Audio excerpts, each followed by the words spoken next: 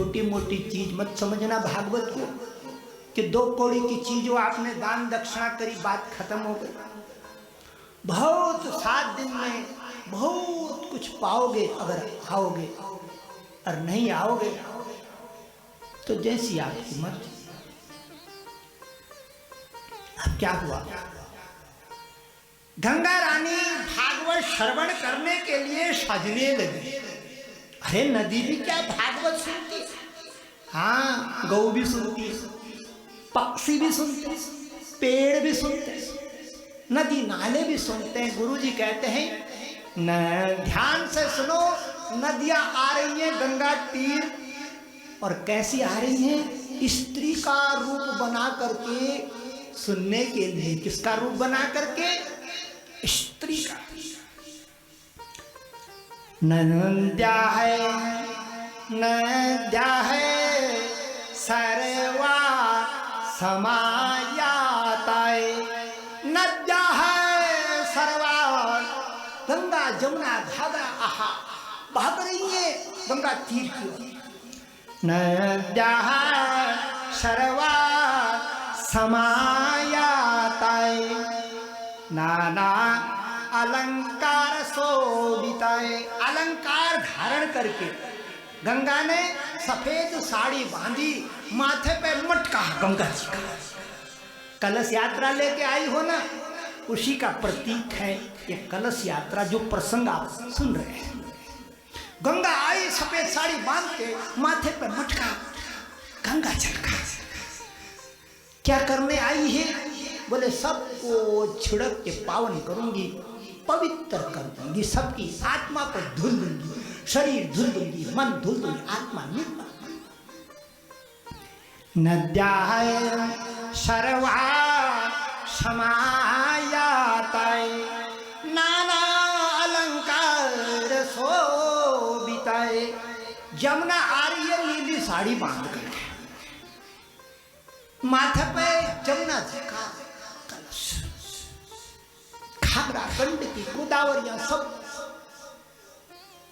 भागवत श्रवण करने के लिए दौड़ रही है। इतने में सुखदेव मुनि की उस बंसी की धुन को स्वर्ग में एक आदमी ने सुन लिया। वो कौन था, श्रीमन नारायण नारायण नारायण, श्रीमन नारायण नारायण नारायण,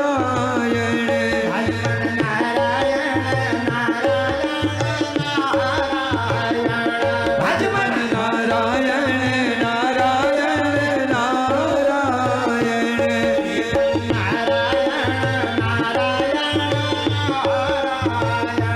श्रीमन नारायण नारायण नारायण,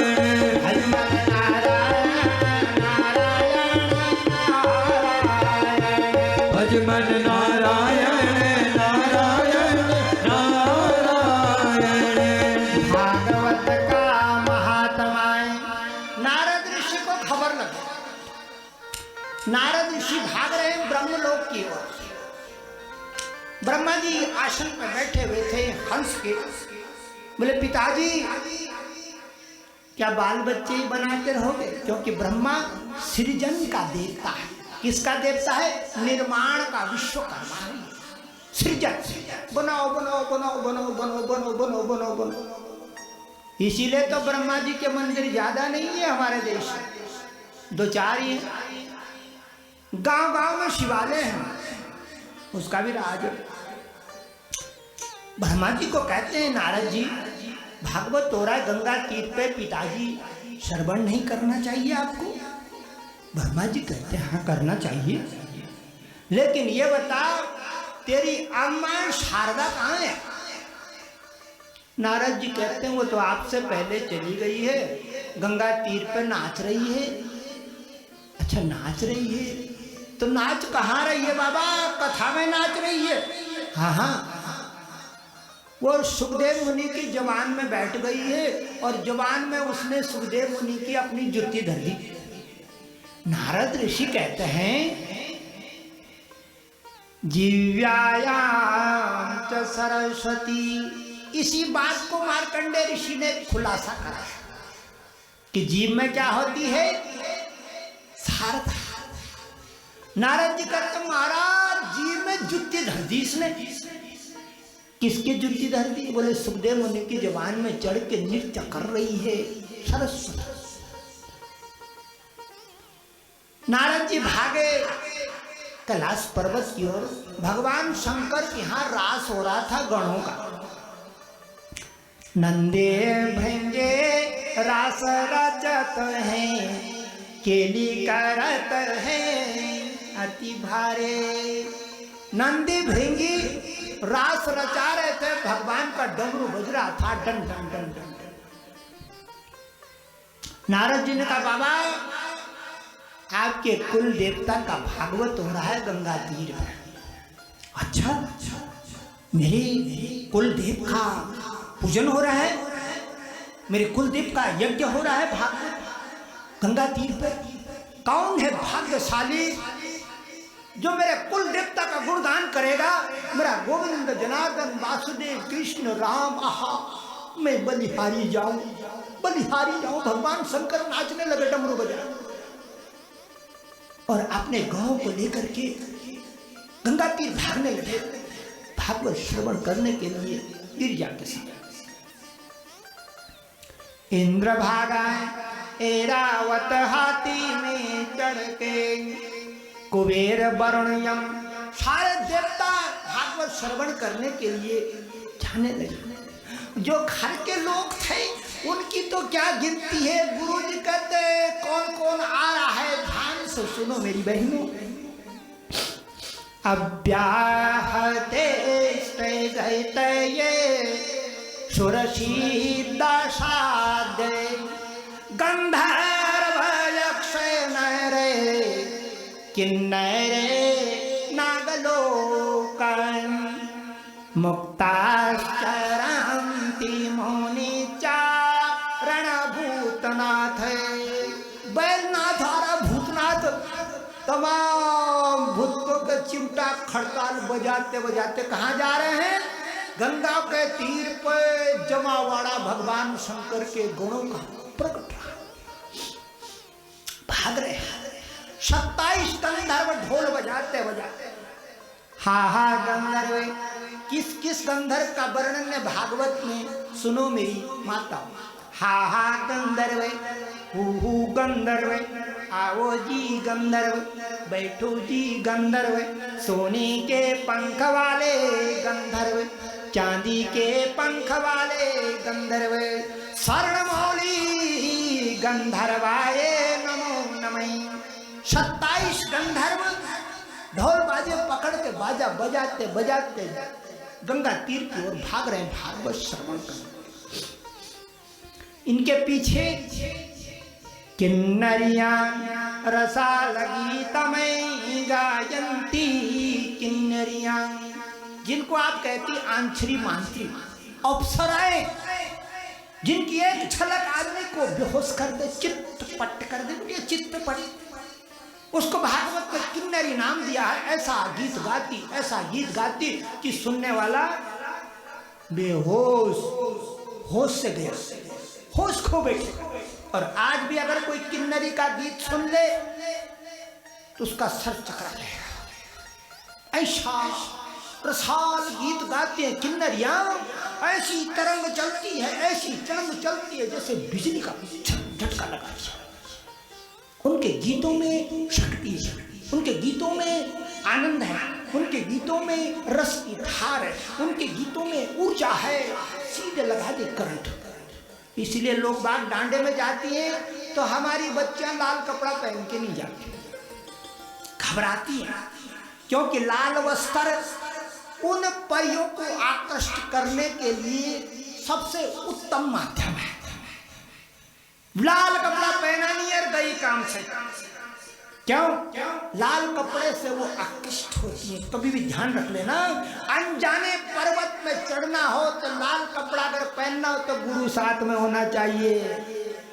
जा रही है ना जय माता की, जय माता की, तो साथ में कौन होना चाहिए? जो आपको संभाल सके। संभालने वाला नहीं है तो गड़बड़ भी हो सकता है। इसलिए मेरी बहनों, जीवन रूपी संसार में पग पग में गुरु की जरूरत पड़ती है। हंसी में भी, खुशी में भी, दुख में भी, सुख में भी, जगह जगह एक ऐसा आदमी अपने पास में होना चाहिए बिटिया, जो आपको बच्ची की तरह पालने की ताकत रखता है। आपको क्या ताकत रखता हो? बेटी की तरह आपके सर के ऊपर हाथ धर दे, आपका कायाकल्प हो जाए, नहा जाए आप उसकी ऊर्जा में, उसके प्रेम की गंगा में नहा जाए। ऐसा आदमी जरूर होना चाहिए मनुष्य की जिंदगानी में। लेने वाला ही नहीं होने चाहिए, कोई एक आध देने वाला भी चाहिए। अब क्या हुआ, भाग रही थी तीर पर गंगा के, जमावाड़ा लगा। ये आई पूरब की गोपी, ये आई पश्चिम की गोपी, ये आई उत्तर की गोपी, ये आई दक्षिण की देवी। चारों ओर गोपियन का जमावाड़ा लग गया। ऐसा भागवत में और अन्य पुराणों में व्यास जी ने वर्णन करा। जमावाड़ा लग गया। एक दिन किसी ने पूछ दिया व्यास जी को, बोले महाराज आप कहते हैं कि गोपियाँ आई, गोपियाँ गई, गोपियाँ नाची, गोपियों ने खाया, गोपियों ने खेला, गोपियों ने जीवन लीला करी, गोपियों ने दान करा, गोपियों ने नारद जी का मंत्र लिया, गोपियों ने परोपकार किया, गोपियों ने सेवा की, गोपियों का जीवन धन्य। अरे गोपियन का जीवन धन्य धन्य हे गिरे कन्या। क्या सुंदर वचन लिखा है व्यास जी ने। धन्य धन्य गिरे कन्या। जब गोपियों का वर्णन कर रहे थे व्यास जी, तो माताओं ने पूछ लिया कहाँ है गोपियां, क्या करती हैं गोपियां, क्या खाती हैं गोपियां, क्या वो जिंदा रहती हैं, मर गई है, कहाँ है, मर खप गई है या आज भी है। तो गुरुजी ने कहा, ए बच्चियों, गोपी अजर अमर है, कभी नहीं मरेगी, मेरा आशीर्वाद है। और गुरु का आशीर्वाद पत्थर की लकीर भगवान भी नहीं काट सकता। गुरु के वचनों को काटने के लिए ब्रह्मा जी को लाख बार सोचना पड़ेगा, क्योंकि वो उसी का अंश है, काट नहीं सकता। गुरु जी ने कहा है, व्यास जी ने, गोपियां कभी नहीं मरती बिटिया, ये शाश्वत है। व्यास वाचे गृहे गृहे गोपे बधो कदम्बाय सर्वे मिले समवाप्या योगम। गुरु जी कहते हैं, गृहे गृहे गृहे गृहे गृहे गृहे गृहे गृहे गृह गृहे गोपे बधु कदम्बाय। घर घर में गोप देवियां बैठी, मेरी माँ गोपी, पत्नी गोपी, बेटी गोपी, बहन गोपी, मेरे भाई का परिवार गोपियों का, मेरे मित्र का मित्र, मित्र का मित्र, मित्र का मित्र, और सारा जगत गोपियन का जमावड़ा। गुरु जी कहते हैं ये मरती नहीं। और मेरी बहनों, आज भी भागवत सुनने के लिए इस आंगन में गोपियां ही आई हैं। अगर आपको यकीन नहीं है तो अगर आपका डीएनए टेस्ट करें तो आपके अंदर हजारों बरस का कीटाणु आज भी है। किसका खून है आपके अंदर?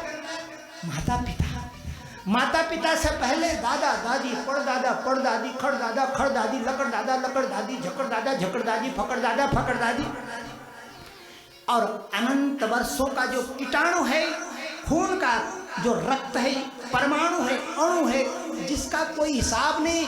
एक सुई की नोक में लाखों अणु आते हैं। एक सुई की नोक में कितने अणु आते हैं? लाखों करोड़ों अणु आते हैं सुई की नोक के बराबर जगह पे। तो आपके अंदर और मेरे अंदर पुराणों की जो शक्ति है वो भागवत सुनने के लिए लालायित है बिटिया। ये पुराण है। क्या है? पुराण, आपके पितरों के गीत है। तो आपको नया मत समझना अपने आप को। आपके अंदर कीटाणु पुराना है, रोग पुराना है, इसीलिए पुरानी दवाई काम कर जाती है। पुराण क्या दवाई काम कर जाती है? पुरानी। इसीलिए मैं प्रार्थना करूंगा अपने भाइयों से कि इस पुराण में डुबकी लगाने के लिए रोज 2 बजे विराजमान होना। हमारे भाई आदरणीय छेत्री जी, करण छेत्री जी, उनकी श्रीमती जी अपने सास और अन्य पितरों के उपलक्ष्य में जो यज्ञ यहाँ पर रचा रहे हैं, उनकी बात को श्रवण करके और मेरी बात को श्रवण करके आपसे प्रार्थना है कि रोज 2 बजे आकर के अपना स्थान ग्रहण करना और अपना भाग मनाना। बिटिया अपना भाग मनाना, एहसान नहीं कर रही है उन पे एहसान नहीं कर रही है, उन पे एहसान करना, अपना भाग मनाना। उनके पितर हैं तो तेरे भी तो कोई रहे होंगे। और गुरु सबके लिए समान रूप से बरसता है, सबके लिए बरसता है। बस उस प्रसाद को ठेकने वाला लोटे में आदमी चाहिए जो अपने लोटे में उस प्रसाद को थाम ले। अब क्या हुआ? घग्गा तीर पे जमावाड़ा लगा हुआ था। व्यासदेव भगवान आए और सुखदेव मुनि को प्रणाम करने लगे। लोगों ने कहा बाप पुत्र को नमस्कार कर रहा है, बाप बेटे को पांव छू रहा है। किसी ने कहा होगा महाराज ये तो आपका पुत्र है सुखदेव मुनि। आप बोले नहीं, पुत्र नहीं है, ये जनार्दन, ये गोविंद घट घटवासे आए हैं इसकी छाती में आशीर बचनों की गंगा बहाने।